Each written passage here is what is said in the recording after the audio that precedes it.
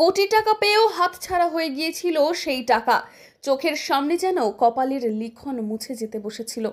কিন্তু ভাগ্য যে কারোর ইচ্ছেই চলে যায় না, আর ভাগ্যই যেন রাতারাতি বদলে দিল এক দরিদ্র রাধুনির জীবন।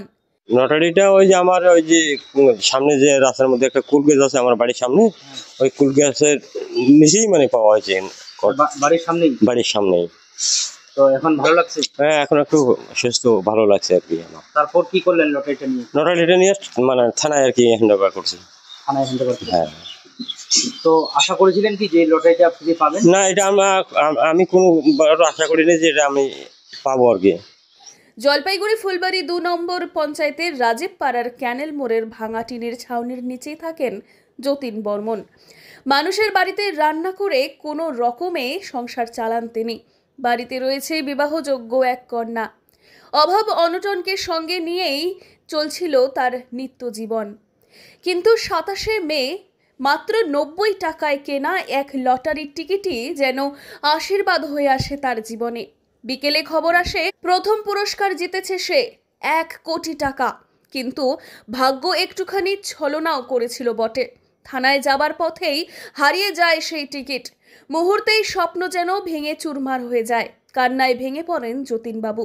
তবুও হার মানেননি তিনি। শুরু হয় খোঁজাখুঁজি। কয়েক ঘন্টার মধ্যেই পাশে থাকা এক বন্ধু খুঁজে পায় সেই লটারির টিকিট। আর তারপর যতীনবাবুর জীবনে শুরু হয় এক নতুন অধ্যায়। আমি সেদিনকে ৯০ টাকার টিকিট কাটছিলাম। ৯০ টাকা। কোথায় কিনছেন? আমাদের ক্যানেল মোড়েই কিনছিলাম, বাড়ির পাশে।